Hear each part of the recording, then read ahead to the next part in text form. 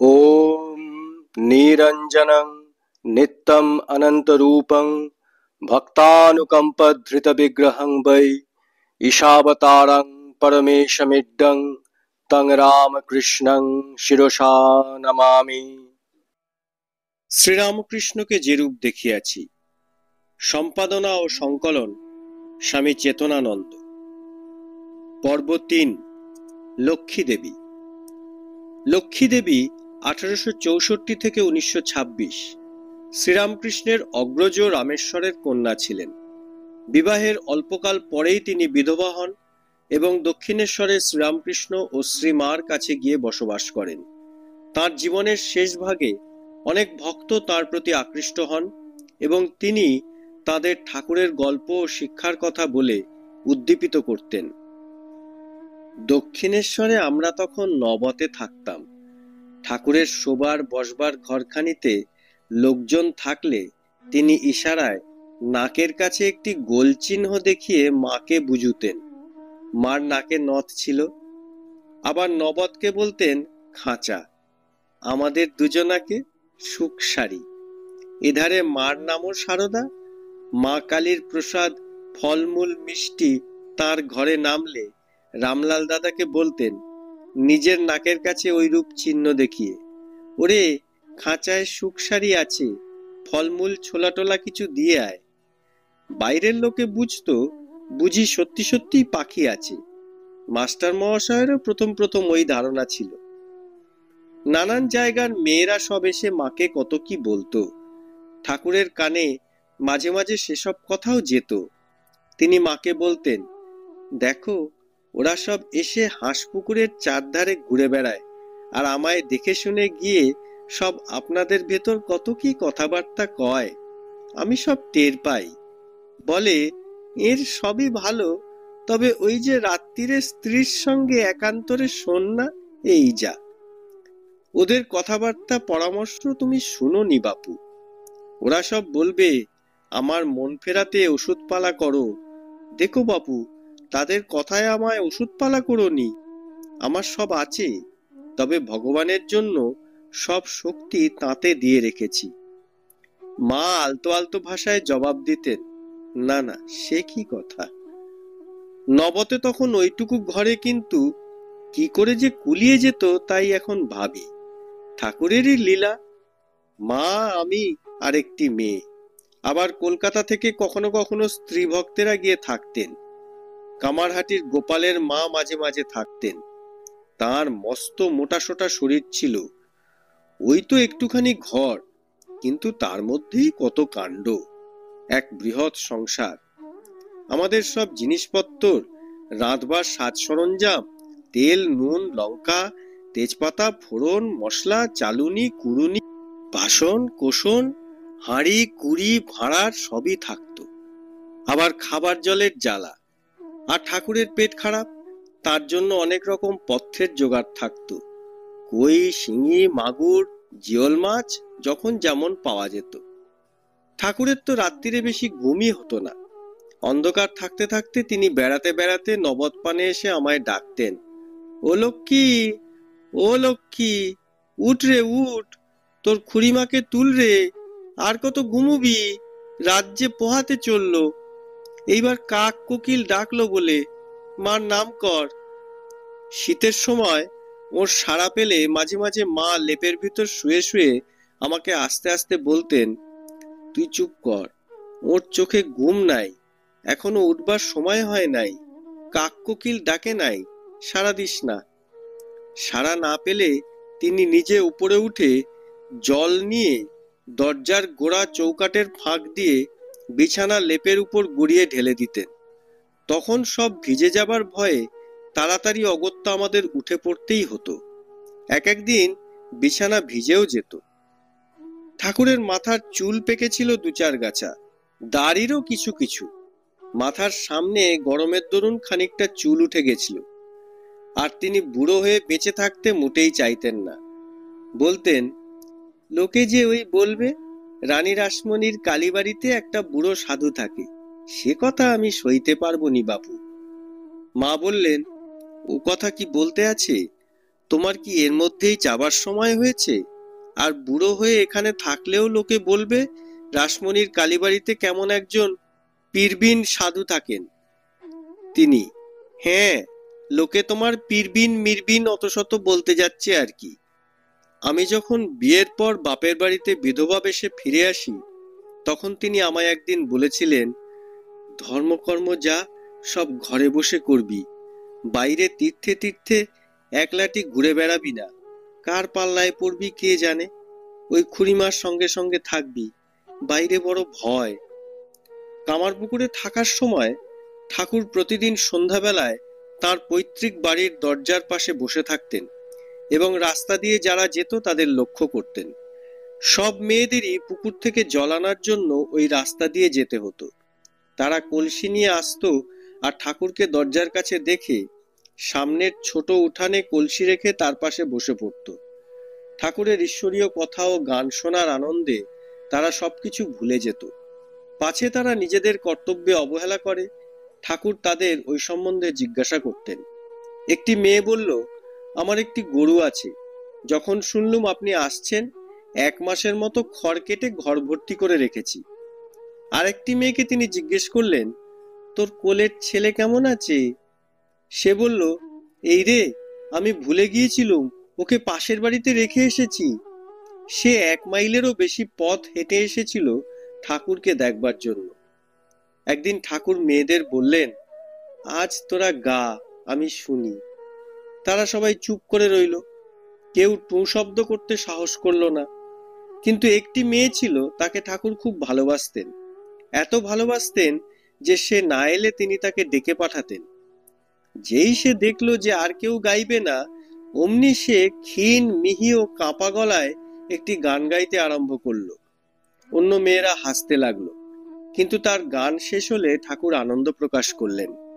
তিনি বললেন, দেখ, এর কত ভক্তি, আমি বললুম বলেই ও এত সহজ ও সরলভাবে গান গাইল। তোদের মধ্যে শুধু এরই সত্যি সত্যি ভক্তি আছে। মেয়েরা নির্লজ্জ বেহায়া হবে তা তিনি সহ্য করতে মোটেই পারতেন না। মাকে বলতেন, ওদের মতো তুমি হবে কেন? 1 পা বেলতলা আর 1 পা বটতলায় দিয়ে বেহায়ার মতো চলতে চাও? মেয়েদের শরম লজ্জা থাকবে, নারীর লজ্জাই ভূষণ। চিনু শাঁখারি আমাদের কামারপুকুরে পাড়ার মধ্যে খুব পরিচিত ঠাকুরের বাল্য সখা। সাধন করতে করতে তার ভেতরে এক সময় কিছু বিভূতি সিদ্ধাই ফুটেছিল। সৌম্য মূর্তি পরম বৈষ্ণব। ঠাকুরের সঙ্গে দেখা হলে তাকে বুকে জড়িয়ে ধরে চিনুদাদা আদর করতেন আর বলতেন, ওরে গধাই, তোকে দেখে আমার গৌরকে মনে হয়। একবার আমাদের দেশের কয়েকজন লোক গঙ্গা নাইতে দক্ষিণেশ্বরে যায়। গিয়ে ঠাকুরকে তারা চিনুদার অদ্ভুত শক্তির কথা বললে। এক সময় ঘুরতে ঘুরতে কতকগুলি লোক কামারপুকুরে চিনুদার বাড়িতে গিয়ে অতিথি হলো। তখন আমের সময় নয়। তারা কিন্তু দাদাকে বললে, আমাদের আমের টক দিয়ে মৌরলা মাছ খেতে বড় ইচ্ছা। তা মাছ জোগাড় হলো। অতিথি নারায়ণ, তারা আম দিয়ে টক খাবেন বলেছেন। চিনুদা ভেবেই অস্থির, কেমন করে মুখ রক্ষা হবে। কাতর হয়ে কাঁদতে কাঁদতে চিনুদা উপায়ান্তর না দেখে জোর হাতে গলায় কাপড় দিয়ে একটি আম গাছের তলায় গিয়ে বললেন, আমার ভিটে আজ ছলনা করতে নারায়ণ অতিথি রূপে এসে বলছেন অসময়ে আম দিয়ে মাছের টক খাবেন। আমি বড় গরিব, দিনহীন, পথের কাঙাল, কেমন করে তাদের তুষ্ট করব? দেবতা কি দয়া করবেন না? তারপর আশ্চর্য, সত্য সত্য গুটি কয়েক কাঁচা আম গাছ থেকে পড়ল। চিনুদা আহ্লাদে আটখানা হয়ে নাচতে নাচতে তাই দিয়ে টক রাঁধিয়ে তাদের পরিতুষ্ট করলেন। ঠাকুর ওই গল্প শুনলেন, তারপর দেশে যান। তখন চিনুদাদাকে বলেছিলেন, ছি দাদা, বিভূতি সিদ্ধাই হ্যাক থু, অমন আর করনি, তাহলে বেটা বেটিরা তোমার মাথা খাবে, অষ্টপ্রহর বিরক্ত করবে, তোমার নিজের সাধন ভজন অষ্টরম্ভা হবে। খবরদার ওসব আর করতে যেওনি, ওসবে মন দিলে মন নেমে যাবে। ঠাকুর পুরীতে যাননি। বলরামবাবু যখন একদিন মহাপ্রসাদ নিয়ে গিয়ে তাকে দিলেন, দেখেছি তিনি উহা মাথায় ঠেকালেন, প্রণাম করলেন। ভাব হলো, পরে বললেন, জগন্নাথে যেন আমি গেছি, সেখানে সবই বড়, বিরাট, সমুদ্র বড়, আর রাস্তাঘাট সব বড় বড়। এই শরীর নিয়ে সেখানে গেলে এটা থাকবেনি। মার সঙ্গে আমি তখন দক্ষিণেশ্বরে থাকতাম। একদিন মা বললেন, কাল উনি আমার জিভে মন্ত্র লিখে দিয়েছেন, তুইও জানা। আমি বললুম, আমার বড় লজ্জা করে, কি বলে চাইবো, কারা কারা সব থাকে। তারপর একদিন প্রণাম করতে গেছি, কিছু বলি নাই। তিনি আপনিই বললেন, তোর কোন ঠাকুর ভালো লাগে? শুনে আমার ভারী ভেতরে ভেতরে আনন্দ। বললুম, কৃষ্ণ। তিনি ওই বীজ ও নাম জিভে লিখে দিলেন। আমার গলায় তুলসীর কণ্ঠী মালা ছিল, কামারপুকুরের জমিদার লাহাবাবুদের পেশন্য দিদি পরিয়ে দিছিল। বললেন, মালা রাখবি, তোকে বেশ দেখায়। আমিও মা ইতপূর্বে একজন উত্তর দেশের সন্ন্যাসীর কাছে দেবী ভজনের উপদেশ নিয়েছিলাম। বেশ মোটাসোটা খাসা চেহারা, শান্ত মূর্তি, নাম পূর্ণানন্দ স্বামী। বুড়ো, দেখতে যেন পাকা আমটি। সে কথা মা পরে ঠাকুরকে বলেছিলেন। তিনি বললেন, তা হোক, লক্ষ্মীকে আমি ঠিকই দিয়েছি। সন্ন্যাসী আমাদের কামারপুকুরে গেছিলেন। শুনেছি তার কাছ থেকে ঠাকুর ও আমার বাবাও কি কি সব মন্ত্র শুনেছিলেন। দক্ষিণেশ্বরে বসে যখন দেশের শীতলার কথা মনে পড়ত, তখন কেউ কিছু মিষ্টি টিষ্টি দিয়ে গেলে বলতেন, লক্ষ্মীকে খাইয়ে দাও, তাহলেই মা শীতলার ভোগ হবে, ও তাঁরই অংশ। গিরিশবাবুকে দিয়ে একবার এইরকম করিয়েছিলেন। আবার কখনো কখনো তার ঘরে কীর্তন, গান ইত্যাদি হবার আগে রামলাল দাদাকে বলতেন ঘরের নবতপানের দরজাটি খুলে দিতে। কত ভাব ভক্তি হবে, ওরা সব দেখবেনি, শুনবেনি, কেমন করে তবে শিখবে। পরে হাসতে হাসতে, ওরে রামনেলো, তোর খুঁড়ির পর্দা যে ফাঁক হয়ে রইল। টাটির ভেতর ছোট ছেঁদা দিয়ে মা সব দেখতেন, ও তাতেই আনন্দ পেতেন। ঠাকুর শ্রীমা ও আমাকে রামায়ণ ও মহাভারত থেকে গল্প বলতেন, যেমন রাজা নলের কাহিনী ইত্যাদি। তারপর আমাদের জিজ্ঞাসা করে দেখতেন আমরা সেগুলো বুঝেছি কিনা, আর আমাকে দিয়ে গল্পগুলো বলাতেন। পরে সন্তুষ্ট হয়ে বলতেন, এই জন্য তোকে সুখ বলি। ঠাকুর সাধন ভজন করতে খুবই বলতেন, সর্বদাই প্রাণ ভরে ডাকতে বলতেন, তবে বাইরে বাইরে গিয়ে নয়। আরো নির্দেশ দিতেন, জপে কি হবে যদি স্বভাব ভালো না থাকে? মেয়ে ছেলে, যুবতী, ব্যভিচার থেকে খুব সাবধান। গাছ যেমন ভেতরে ভেতরে জল শুষে নেয়, তেমন করলে চলবে না। একদিন বলেছিলেন, ঠাকুর দেবতা যদি স্মরণে না আসে তো আমায় ভাববি, তাহলেই হবে। আমায় মনে হয় তো? কেমন মনে হয়? হ্যাঁ, তা হয়, এই যেমন দেখছি এমন। ঠাকুরের পেটের বরাবরই দোষ ছিল। ঠাকুমা যখন দক্ষিণেশ্বরে থাকতেন, তখন ঠাকুর রোজ সকালে একটি করে পেন্নাম করে আসতেন।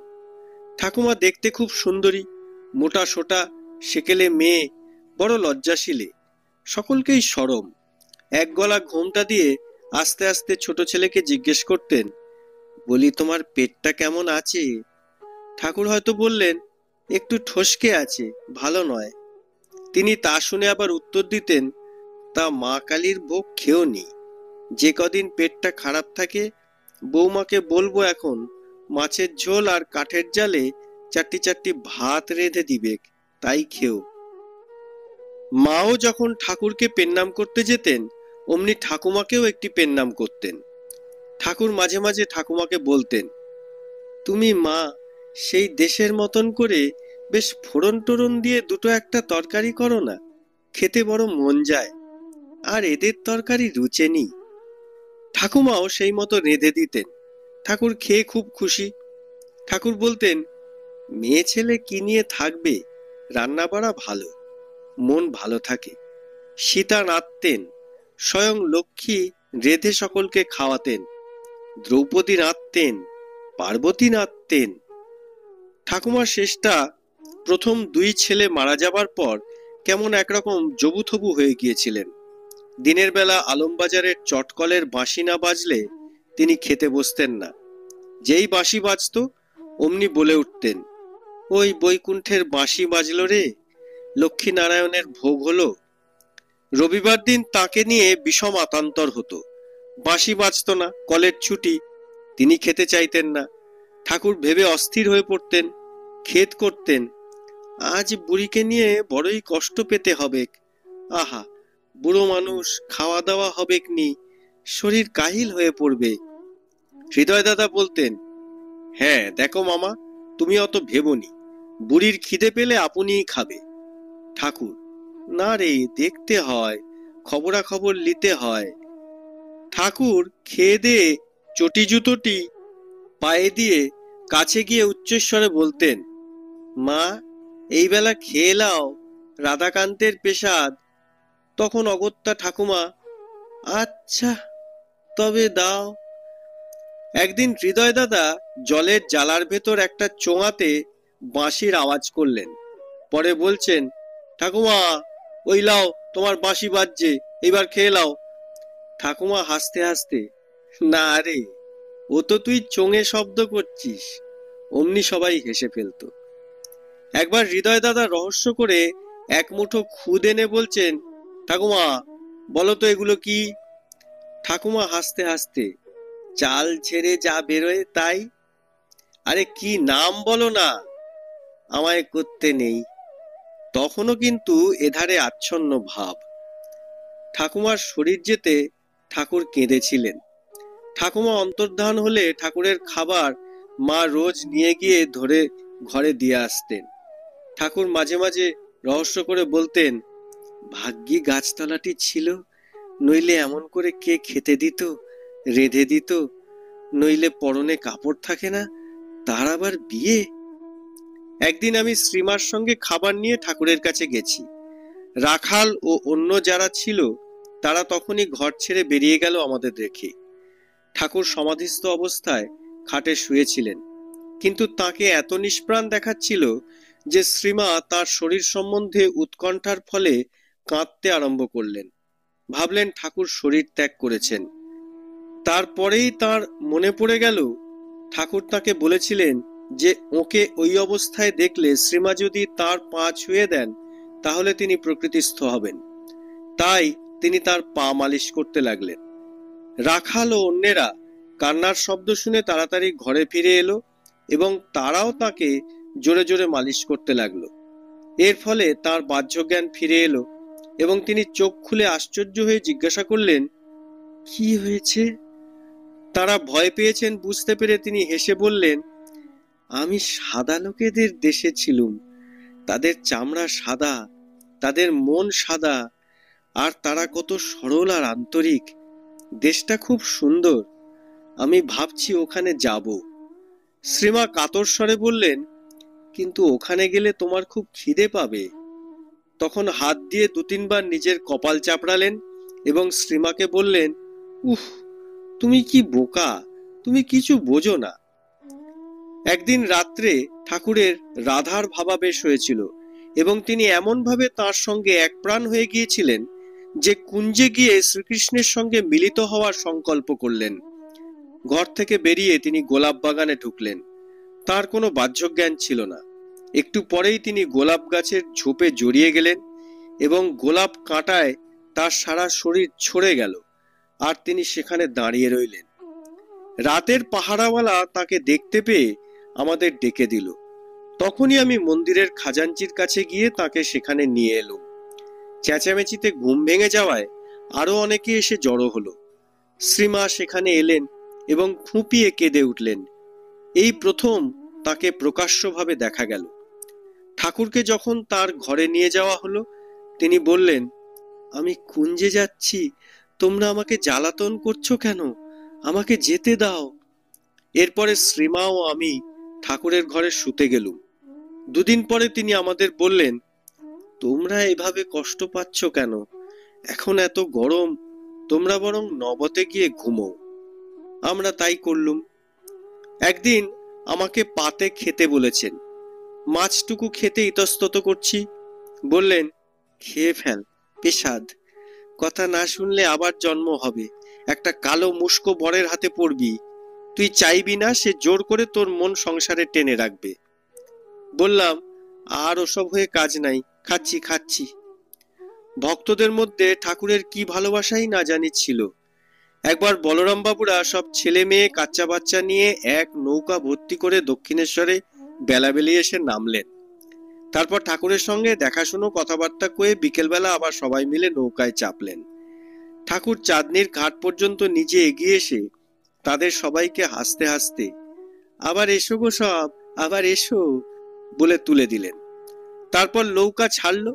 তিনি ঘাটের সিঁড়ির ওপর দাঁড়িয়ে তাদের দিকে ঠায় খানিকটা চেয়ে রইলেন।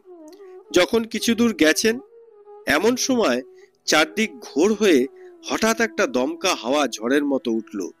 তখন দেখি একান্ত অস্থির একটা ছোট্ট ছেলের মতো ঠাকুর চঞ্চল হয়ে আটুপাটু করছেন। তার বড়ই কষ্ট হচ্ছে। নৌকোখানি যতদূর দেখা গেল, চেয়ে চেয়ে এক একবার দেখেন আর আরো অস্থির হয়ে ওঠেন। নৌকো হাওয়ায় হেলচে দুলছে, আর তিনি তখন যাকে সামনে পাচ্ছেন তাকেই অধীর হয়ে বলছেন, ওগো কি হবে গো, কি হবে? বলরাম কি শেষে জলে ডুবে মারা পড়বে কাচ্চা বাচ্চা নিয়ে? হায় হায় বাচারে, কি হবে গো, কি হবে? লোকে বলবে এমনি অলক্ষণে হাবাতে হতচ্ছাড়া সাধু দেখতে গেছিল যে পথে আসতে না আসতেই বেঘরে জলে ডুবলো। আহা, শেষটা কি বেঘরে মারা পড়বে গা? কি হবে গো, বলো না। ক্রমে আর নৌকা দেখা গেল না, চোখের বাইরে চলে গেল। তখন অগত্যা ঘরে ফিরে এলেন, বড় বিমর্ষ, কিছুতেই সোয়াস্তি নেই। শেষে ঘরের ভেতর পায়চারি করতে লাগলেন।